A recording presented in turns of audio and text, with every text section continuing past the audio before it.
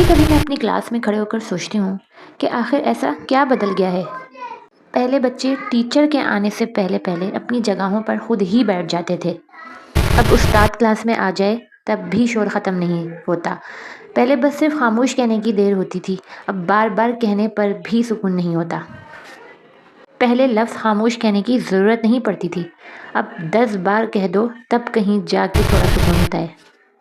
یہ ڈسپلن کا مسئلہ ابھی صرف ایک کلاس کا نہیں رہا، بلکہ پوری تعلیمی ماحول کا ایک المیہ بن چکا ہے۔ پہلے والدین استاد کی عزت کرواتے تھے، خود بھی عزت کرتے تھے، بچوں سے بھی عزت کرواتے تھے۔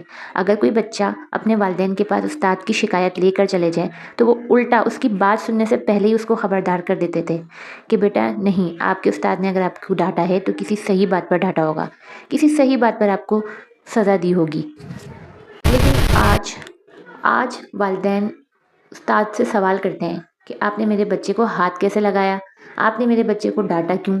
پہلے بچے غلطی پر شرمندہ ہوتے تھے، اب الٹا سوال کرتے ہیں، ٹیچر سے بحث کرتے ہیں۔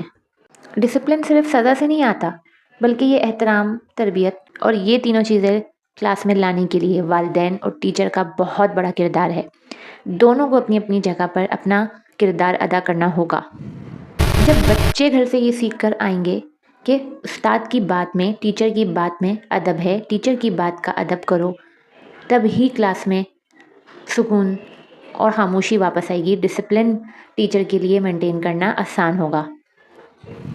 پیرنٹس بھی یہ بچوں کو سمجھائیں، ٹیچرز بھی بچوں کو یہ سمجھائیں کہ تعلیم حاصل کرنا ایک برکت ہے، تعلیم حاصل کرنا ایک عبادت ہے۔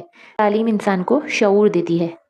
ٹیچر چاہے کتنا بھی اسٹرکٹ کیوں نہ ہو، وہ دل سے چاہتا ہے کہ اس کے اسٹوڈنٹس کامیاب انسان بنے، ٹیچر کی رسپیکٹ ہی نہیں ہوگی تو سیکھنے کا مطلب ہی ختم ہو جائے گا۔ پیرنٹس سے میری یہی ریکویسٹ ہوگی کہ ٹیچر کو صرف ایک پڑھانے والا مت سمجھیں، ٹیچر کو ایک ایسا انسان سمجھیں جو ان کے بچوں کی زندگی بناتا ہے، ان کو شعور دیتا ہے۔ جب وہ ٹیچر سے اتنا کچھ ایکسپیکٹ کر رہے ہیں تو پیرنٹس کو چاہیے کہ وہ بچوں کو اس بات پر پابند کریں کہ ہمیشہ ٹیچر کی شکایت نہیں کرنی۔ ہاں، ویڈیو پسند آئی ہو تو چینل کو لائک، سبسکرائب اور شیئر کر دیں، اور اگلی ویڈیو تک کے لیے اجازت دیجیے۔ اللہ حافظ۔